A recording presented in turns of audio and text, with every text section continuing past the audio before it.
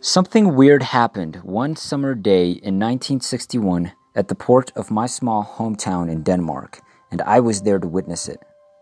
7-year-old Michael thought the waterfront was one of the most thrilling and forbidden locations he'd ever seen in his life. My first experience of the presence of a spiritual realm, which is essentially distinct from what words can represent, occurred during this period of my life. I was down by the port with my best friend Peter, and we were having a good time on prohibited territory. Peter had transformed the harbor pier into what appeared to be the most natural and fun playground on the planet, thanks to his imaginative thinking. A raft of logs was anchored to the pier between two fishing boats, which made for an interesting sight. 2 ropes were fastened to the stonework at the harbor entrance. Peter jumped from the wall and onto the raft below him in a single bound. I chased after him and caught up with him. As a result, the raft began to move out into the harbor until it reached the end of the rope, at which point it began to drift back towards the dock. When the raft got close to the dock, we'd jump out and onto land. We repeated this numerous times, culminating in a race to determine who would dare to jump off the raft while it was the furthest away from the dock. It was my turn to take the plunge the previous time. It was a mistake to jump so short, and I came down only half a meter from the raft. It was as though everything was taking place in slow motion. I sank into the water without making a sound, and my eyes opened as soon as I did. Slowly, vertically sinking into the ground, I became aware of the silence surrounding me. I couldn't swim for the life of me. However, for some reason, I felt fully secure and at ease in my surroundings. Despite the fact that I was on the verge of drowning, this sensation persisted. After pushing off the seabed in an attempt to reach the surface, I ended up hitting my head against the raft's bottom. I was injured. Suddenly, everything turned black, and time appeared to have stopped. It didn't feel like a dream at all. On the contrary, I viewed it as a real and genuine experience. I was conscious of the fact that I was in the harbor water and beneath the raft. I didn't take a breath, but I also didn't hold my breath either. I was aware that I might be on the verge of passing away, but I was unconcerned about it. The condition of being I was in was the safest I'd ever felt in my entire life. Behind me and to my right, a dazzling angel-like figure manifested himself. It wasn't until much later that I realized I'd been able to see this being, despite the fact that he was outside of my field of view during this particular event. Cookie was the nickname given to me by the angel, who spoke to me in the most pleasant male voice I'd ever heard. In his company, I felt the most peace I'd ever experienced.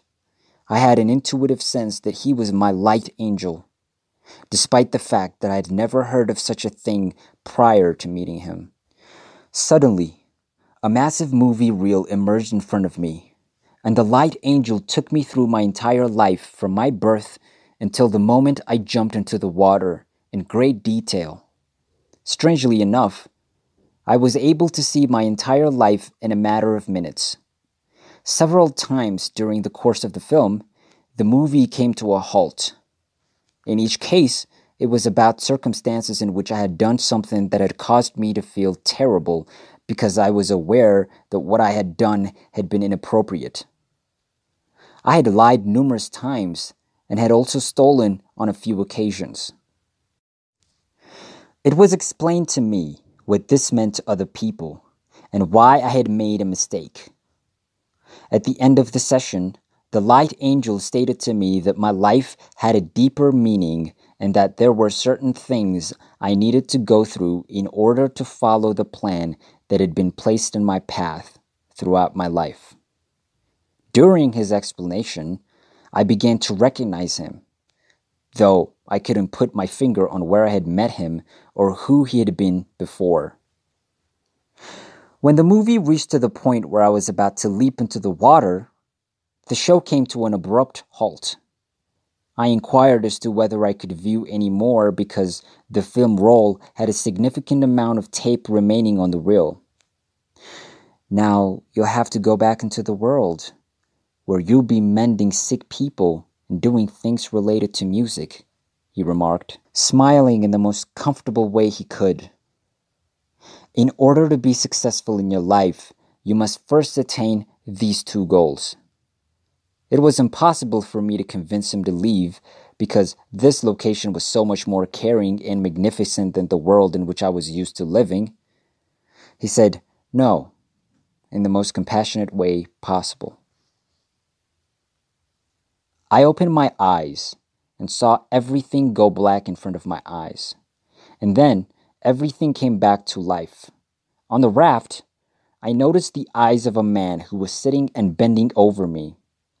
I struggled to take a breath and was pushed to one side to break up some sea foam by the crew.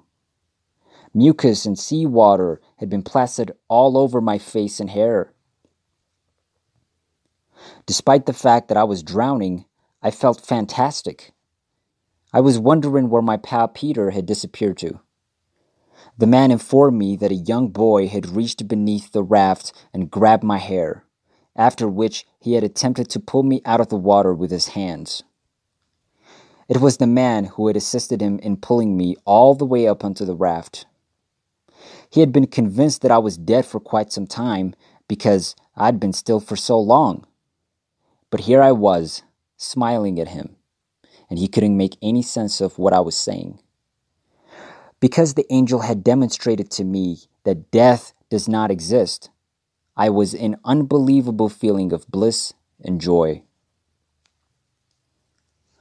The gravity of the issue became clear to me all of a sudden. After all, I was terrified that if my parents found out, I would be in terrible trouble and would be banned to play with my friend Peter any longer. I leapt to my feet and dashed off the raft as quickly as I could. I took off running down the trail. Peter arrived with tarred fishing nets in tow as he walked silently up to me. He confessed to me that he had fled and was hiding because he was scared that I might be dead and they would kill him. He didn't want to get up in problems with the law. Peter had been watching the man who was administering artificial respiration to me and was relieved and delighted when he noticed that I had regained consciousness. We returned home, but we stopped along the way to let me hang all of my things to dry on a nearby fence. When Peter hauled me out of the water by my hair, he continued to brag about his heroism to his friends. He didn't notice me jumping because he had his back turned. All of a sudden, I had just vanished, he explained. Peter was under the impression that I was hiding or had gone somewhere else. He had been looking for me for quite some time. He had plunged down on the raft and then dipped his head into the water to get his bearings. He discovered that I had been laying under the raft when he arrived. My mind was completely focused on my encounter with the angel at the time, almost as if I were in a trance, and I had no idea what was going on around me.